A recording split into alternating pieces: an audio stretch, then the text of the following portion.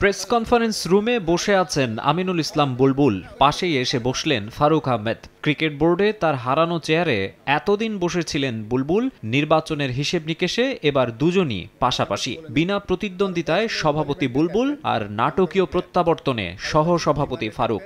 আমি তার ফারুক ভাইয়ের আন্ডারে খেলেছি, আবার বিশ্বকাপে আমি ক্যাপ্টেন ছিলাম, ফারুক ভাই আমার আন্ডারে খেলেছে। সো এই আন্ডারস্ট্যান্ডিংটা, এই প্র্যাকটিসটা আমাদের বহু বছর ধরে হয়ে আছে। পূর্ণাঙ্গ বোর্ড হয়েছে, আমরা সামনের দিকে দেখতে চাই।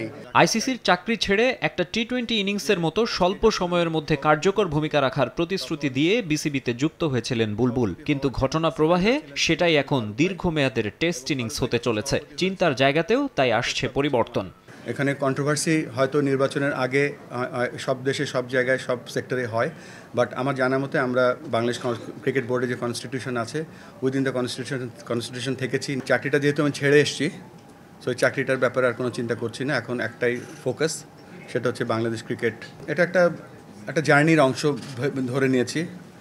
বাংলাদেশ ক্রিকেটের ডেভেলপমেন্টের প্রেমেও পড়ে গিয়েছি।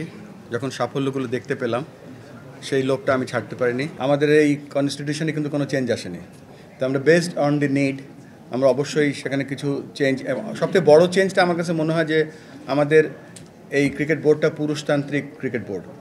এখানে ইমিডিয়েটলি আমাদের জেন্ডার ইকুয়েশনের জন্য আমাদের মনে হয় এখানে ফিমেল ডিরেক্টর দরকার আছে। নেক্সট বোর্ড মিটিং থেকে আমরা কোনো ফোন অ্যালাউ করব না। যাদের অনাস্থায় বের হয়ে যেতে বাধ্য হয়েছিলেন ফারুক, তাদের বেশ কয়েকজন আছেন নবনির্বাচিত বোর্ডেও, যদিও রাগ ক্ষোভ ভুলে যেতে চান বলেই জানিয়েছেন তিনি। মাঝখানে কিছু জিনিস আসে আনপ্রেসিডেন্টেড বলে, যেটা মানে ওই জিনিসগুলো আমাদের ট্যাকেল করতে হবে। এবং আমাদের যেহেতু গোল একটাই, বাংলাদেশ ক্রিকেটকে এগিয়ে নিয়ে যাওয়ার, আমার মনে হয় ছোটোখাটো যেই মাঝখানে ইনবিটুইন যে জিনিসগুলো আছে, এগুলো থেকে আমরা বের হয়ে আমরা যাতে বাংলাদেশ ক্রিকেটকে এগিয়ে নিয়ে যেতে পারি। সহসভাপতি হিসেবে নাজমুল আবেদিন ফাহিমের নাম শোনা গেলেও শেষ পর্যন্ত ফারুকের সঙ্গী হয়েছেন সাখাওয়াত হোসেন। বরিশাল বিভাগ থেকে আসা এই পরিচালকের প্রাথমিক পরিকল্পনা নিজ এলাকার ক্রিকেট নিয়ে। বরিশালে গত 15 বছর কোনো খেলা তেমন হয়নি, এবং আমাদের যে স্টেডিয়ামের কাজ 2006 সালে আরম্ভ হয়েছে, এখনও শেষ হয়নি।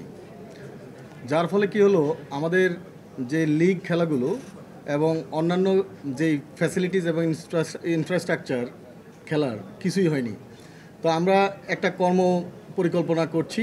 নির্বাচিত হওয়ার পরদিনই বোর্ড সভা করতে যাচ্ছে বর্তমান পরিচালনা পর্ষদ। মাকসুম আলম খান, সময় সংবাদ, ঢাকা।